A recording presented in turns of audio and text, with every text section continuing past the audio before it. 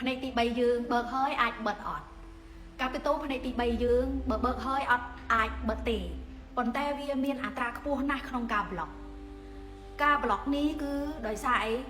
ភាគច្រើនហ្មងអ្នកដែលបើកហើយណាជាពិសេសគឺមានបទពិសោធន៍ទាំងខ្លួនគឺយើងប្រាសចាកពីការសមាធិអត់ជាប់លឿបប្រាសចាកពីការប្រតិបត្តិដែលតែងតែយើងទាំងអស់គ្នាច្រឡំថាសមាធិយូរហើយមួយឆ្នាំមួយខែ3ឆ្នាំហើយយើងប្រើមួយជីវិតការពិតណាសមាធិណាការប្រតិបត្តិណាគឺជាវិជាការជីវិតពាក្យថាវិជាការជីវិតណាគឺជាការដែលយើងយកមកប្រើនៅជីវិតរស់នៅប្រចាំថ្ងៃនៅពេលដែលយើងប្រតិបត្តិគឺយើងនឹងបានតបជាប់នៃវត្ថុស័ក្តិសិទ្ធិគ្រូបាអាចារ្យប្រចាំខ្លួនគេហៅថាទេវតាប្រចាំខ្លួនឬក៏ចក្រវាលឬក៏មហាបញ្ញានេះឯងណាអញ្ចឹងវាធ្វើឲ្យយើងនេះតាមសតិខ្លួនឯងទឿនមានវិចារណញ្ញាណគ្រប់ពេលវេលាយើងអត់ងាយនឹងចាញ់បោកគេហើយយើងនឹងមានសិក្សារបស់ខ្លួនឯងច្បាស់មានន័យថាមានហេតុការណ៍អីក៏ដោយយើងដឹងរឿងមុនបញ្ជូនឲ្យយើងដឹងមុនហើយនៅពេលដែលយើងសម្រេចចិត្តធ្វើអីមួយគឺយើងច្បាស់លឿនជាមួយខ្លួនឯងអញ្ចឹងនៅពេលដែលគេបើកផ្នែកទី3ហើយគឺគេត្រូវប្រយ័ត្នធម្មពលព្រោះធម្មពលឬបារមីនេះវានៅពេលដែលយើងបើកគឺវាល្អិតល្អន់ធម្មពលគឺវាល្អិតខ្លាំងមែនទែនវាធ្វើឲ្យយើងប្រកែសង្កេតប្រកែបដអញ្ចឹងហេតុអីបានភាគច្រើនសូម្បីទាំងខ្ញុំមកត្រូវប្លុកដោយសារអីដោយសារតែសម័យនេះsocial mediaយើងតែងតែមើល content គ្រប់គ្នាយើងអត់ដឹងថា content មួយណាជាព័ត៌មានពិតមានអាណាគឺយើងមើលតែមកដល់ដៃស្អីក៏មើលក៏យើងធ្វើឧបករណ៍ technology ទាំងអស់ហ្នឹងឯងដែលវាប្រឆោតយើងព្រោះអីវិចារណញ្ញាណយើងទាំង5នាក់ភ្នែកច្រមុះមាត់ដាតតិចនេះវាតបជឹកប្រព័ន្ធសរសៃប្រសាទដោយអីស្វ័យប្រវត្តិហើយប្រព័ន្ធសរសៃប្រសាទកន្លែងនេះវាបញ្ជូនរូបភាពដែលយើងមើលឃើញស្ថានភាពដែលយើងមើលឃើញនេះវាស្មុគស្មាញខ្លាំងណាស់អញ្ចឹងវាធ្វើឲ្យយើងជឿដោយអត់ដឹងខ្លួនយើងវាអត់បែងចែកច្បាស់ថារូបភាពណាជារូបភាពបកយើងបញ្ឆោតយើងរូបភាពណាជារូបភាពពិតអញ្ចឹងដល់ពេលយើងអត់ទន្លឹបមានលក្ខខណ្ឌជាមួយខ្លួនឯងសម្រាប់អ្នកបើកហើយគឺវល់យើងបែងចែកអត់ដាច់គេហៅថាបែកមានយើងវាបែកអារម្មណ៍អញ្ចឹងយើងក៏អត់ដឹងខ្លួនវាធ្វើឲ្យយើងនេះលងទឹកដោយមិនដឹងខ្លួនឬក៏នៅរស់ស្លាប់ទាំងនៅរស់អាចប្រើពាក្យធ្ងន់ទៅវាមែនព្រោះអីយើងបើកបញ្ញាយើងដូចជាខ្ញុំសង្កេតឃើញខ្លួនឯងថាមិនគឺខ្ញុំដឹងពេលដែលខ្ញុំនិពន្ធសភៅខ្ញុំដឹងខ្ញុំមានកម្រងរៀបចំអស់ហើយតែធ្វើរឿងនោះមិនកើតហើយយើងបណ្ដោយឲ្យយើងថាមកពុទ្ធអីក៏ចូលមកចិត្តយើងបានយើងអត់មានក្របមានបន្ទឿនអត់ប្រយ័ត្នប្រយែងជាមួយខ្លួនឯងហើយយើងបណ្ដោយឲ្យ social media ឬក៏មនុស្សដែលមានថាមកពុទ្ធដកមកនៅក្បែរយើងចំណុចនេះឯងដែលធ្វើឲ្យយើង block ហើយធ្វើជាការងារដែលយើងត្រូវធ្វើនេះមួយឆ្នាំខ្ញុំអាចនិពន្ធសភៅបាន5ក្បាលវាទៅជាមួយក្បាលយើងធ្វើអត់បាន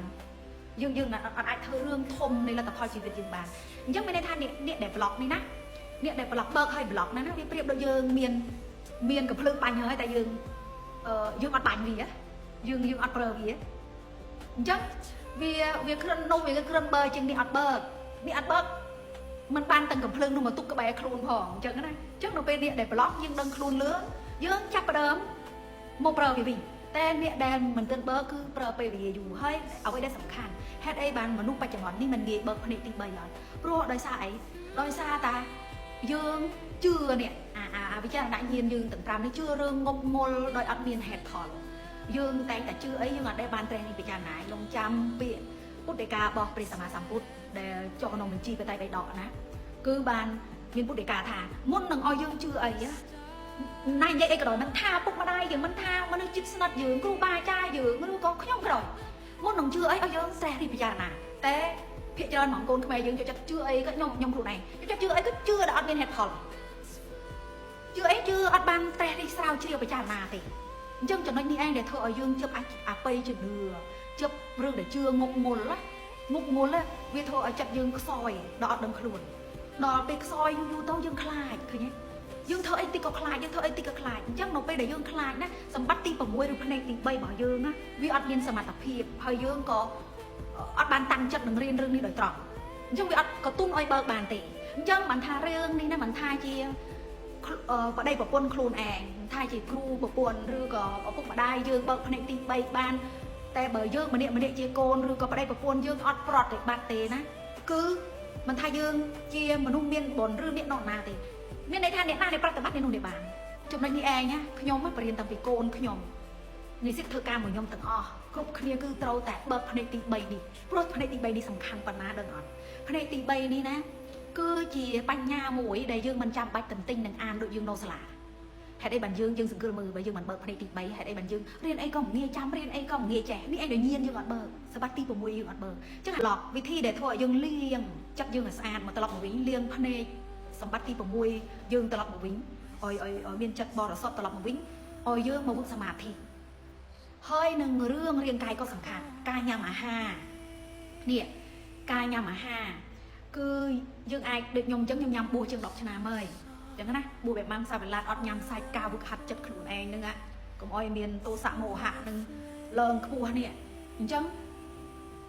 គឺញ៉ាំប្រភេទរបស់ដែលល្អជួយដល់រាងកាយព្រោះអ្នកបើកភ្នែកទី3នេះគឺសំខាន់ណាស់រាងកាយនឹងចិត្តនោះវាត្រូវបាឡានគ្នាអញ្ចឹងដែលយើងត្រូវមើលថែទាំងរាងកាយមើលថែទាំងផ្លូវអារម្មណ៍មើលថែបារមីនេះអញ្ចឹងរួចហើយដោយអ្នកធ្វើការយប់ខ្ញុំសង្កេតមើលដែលខ្ញុំប្រឡប់ពួកខ្ញុំអ្នកធ្វើការយប់ខ្ញុំអត់សូវទៅប៉ះថ្ងៃប៉ះខ្យល់ទេអញ្ចឹងត្រឡប់មកវិញឲ្យយើងត្រឡប់ទៅប៉ះខ្យល់ប៉ះថ្ងៃប៉ះពលឺព្រះអាទិត្យទៅក្រៅឌឹងដើរអត់ពាក្យស្បែកជើងប៉ះស្មៅប៉ះព្រៃធម្មជាតិនេះប៉ះដើមឈើអបដើមឈើខ្ញុំចូលចិត្តធ្វើហើយយើងទៅក្នុងមិត្តទឹកមិត្តសមុទ្រអីវាបដូរធម្មពលយើងមានន័យថាយើង reset ធម្មពលថ្មីដើម្បីឲ្យចិត្តយើងចាប់ផ្ដើមបរិសុទ្ធត្រឡប់មកវិញស្អាតត្រឡប់មកវិញយើងនឹងបានគិតអីធ្វើអីនឹងមាន idea វាឃើញច្បាស់ហើយវាជឿខ្លួនឯងដោយមិនចាំបាច់យើងទៅសួរពីណាណាធ្វើអីក៏ដោយយើងជឿខ្លួនឯងណាដូចខ្ញុំ amazing មែនទែនដែលខ្ញុំគិតកម្រងធ្វើជំនួយថ្មីនេះគឺមានអីមក confirm ថាក៏ទុនឲ្យខ្ញុំត្រូវតែធ្វើរឿងនេះដែលយើងមិនចាំបាច់បើដើមមិញយើងមិនបើក៏យើងទៅដើរសួរគ្រូទាយើងទៅសួរនេះយើងទៅសួរនោះយើងឲ្យហ៊ានសម្រេចខ្លួនឯងអញ្ចឹងរឿងនេះគឺសំខាន់អញ្ចឹង clip នេះអាចនឹងវែងបន្តិចខ្ញុំនឹងធ្វើ clip បន្តដែរអ្នកបើកផ្នែកទី3ហើយកុំឲ្យប្លុកវិញគួរធ្វើយ៉ាងណាព្រោះវិធីបើកផ្នែកទី3ខ្ញុំប្រាប់ហើយអានោះទៅតែប្រតិបត្តិសាំឲ្យទាំងអស់គ្នាអត់ធន់ព្រោះរឿងនេះត្រូវការវឹកហាត់